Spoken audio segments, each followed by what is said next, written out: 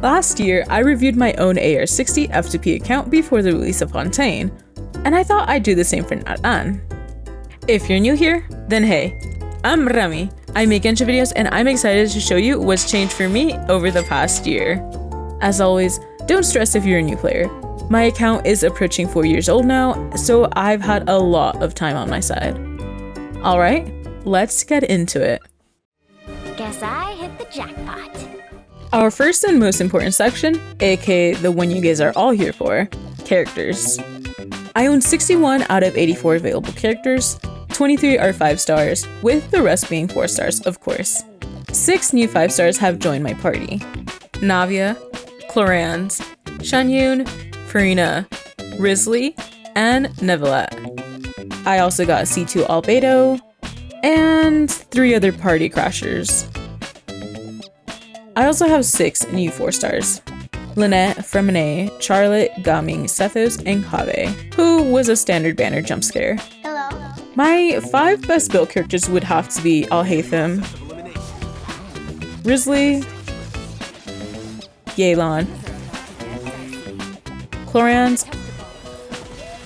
and Nevelet. Also, special shout out to my Albedo, who with his signature weapon, 4 specialized artifact sets, and 2 constellations, still has a absolutely horrendous crit value and can barely hit 35k on his E.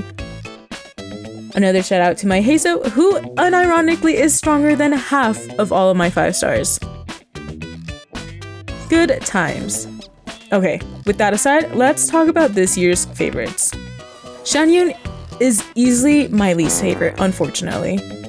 She's fairly niche compared to what I normally use. I only use her for exploration, which she makes so easy, but even then she's kind of a dead space as I still haven't given her a decent build.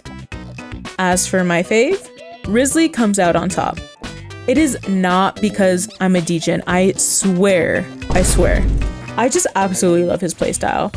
I've always been a fan of his fighting or gauntlet style playstyles, like in Hades 1. I always go for the Fist of Malphine, and even in Genshin, while not a one-to-one comparison, Hazo is one of my faves. Going back to Risley, his self-sustain is incredibly useful too, both in the overworld and in co-optive mains. I don't have to worry about there being a healer or not, and he can take so much damage and it just works in his favor. And that's just him at C0.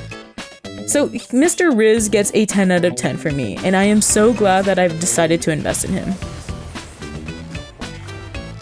As for characters I've lost out on, I failed to get both Navia and Arlecchino for their first runs. I had to push Navia to the side in order to save for Albedo C2, and I lost a 50-50 on Arlecchino's banner to Chi-Chi.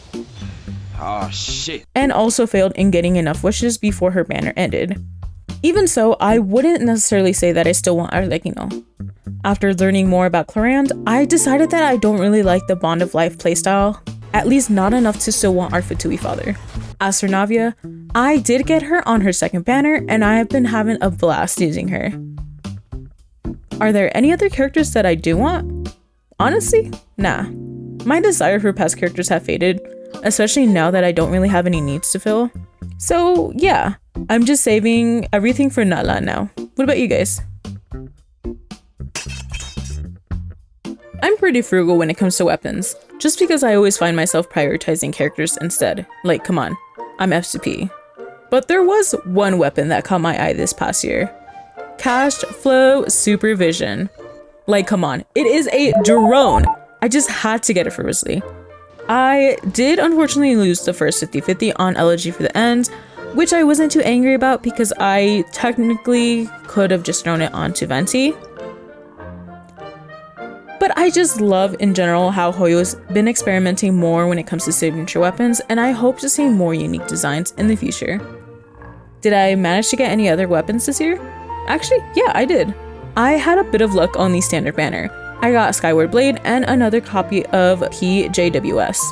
It was the best look I had in game, hands down. I literally got it within a 10 pull of getting C4 Mona on standard. Will I try to get any other weapons in the future? I mean, it really just depends at this point. I don't really need anyone to be that much stronger, and I'd really just be pulling for aesthetics at this point, so, but you know, Just depends. Okay, yes, I know that I've made so many videos on just exploration and farming, but I swear that I am so much closer to finishing everything. Just look, I only need to max out the forest part of Cimmerian now. And I'm pretty sure that I've actually found like 99% of chests and like 95% of all puzzles. I'm sure that everything else is just tied to helping all of the Aranara. So that still means that there's still a lot of suffering ahead. So if you have any tips, feel free to share them below. Okay, but yes, despite a region being maxed out, there's still a lot to do. I was still finding puzzles and chests in regions well after I theoretically maxed them out. The only regions I am 100% sure that are maxed out are Dragonspine, Mondstadt, and the Noistoy region, because I use guides and pretty much comb through them in one go. I'm just glad that we got a compass update, making it so much easier to farm. I just wish that it also pointed us into the direction of nearby puzzles.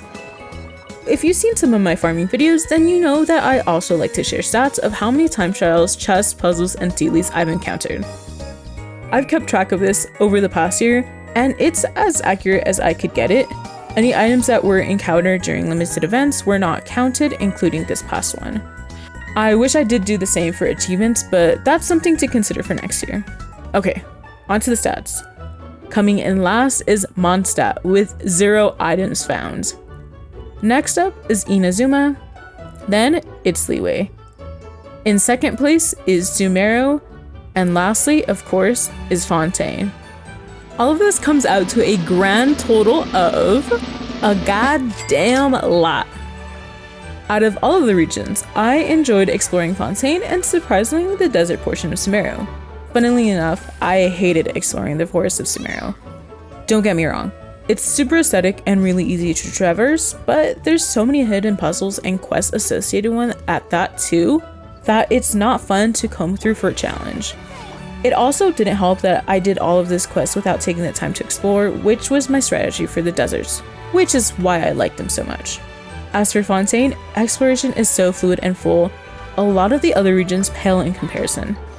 I'm so excited to traverse Natlan too, like it looks like it's going to be so much more fluid if we're traveling as the Saurians themselves.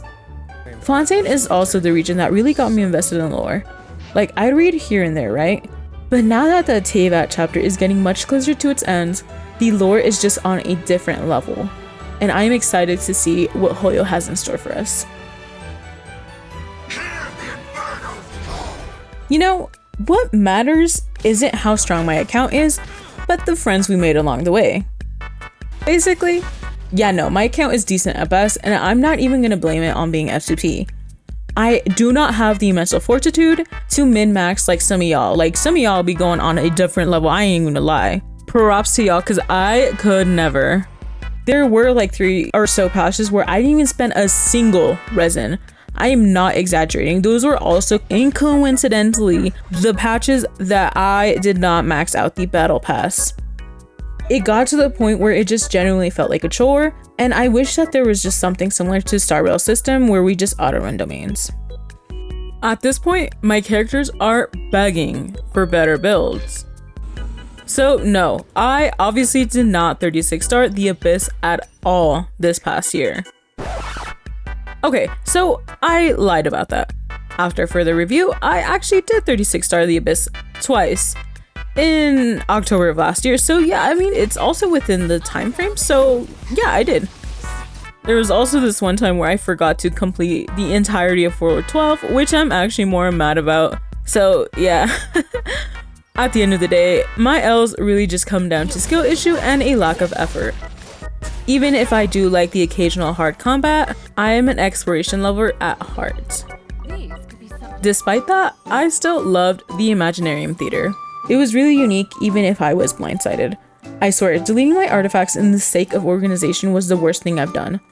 I was so mad to have deleted some really good artifacts only for a week later to remember that the game mode was being released. I am stupid. Like, I know it's really easy if you're a late game player, but still, blindsided. So now, instead of just focusing on improving a few characters to like min-max the Abyss, my end goal in general is just to build up the majority of my characters. All over again. I'll try to put in more effort to get 36 stars consistently, but I make absolutely no promises. There's still a few things that I haven't touched on, like the teapot, which is non-existent at this point. I did try to get a few achievements from it, but it proved to be a lot more effort than I thought, and that I considered worth it, honestly. The same goes for anything TCG related and hangouts. In an entire year, I literally only got through 2 hangouts, both of which were kaves. They are fun, but again, they are such a huge time investment. Okay, enough of that. What about things I actually liked?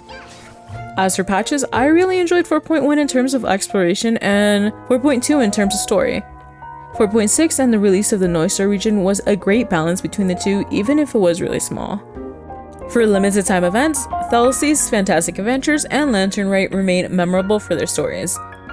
The Roses and Muskets, Iridescent Tour, and even the Feline Fortress Vertice events don't stick out to me for the story, but are limited event favorites due to gameplay and design aspects.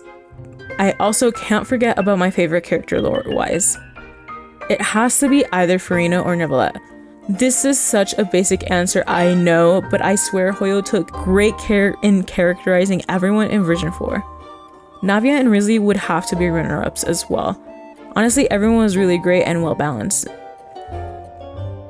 It's crazy to see how much my account has progressed over the past year, but also not that much. It felt like I got way more characters than I actually did, and to be fair, a lot of my progress is also non-visible since, I didn't get anything tangible in return aside from primos.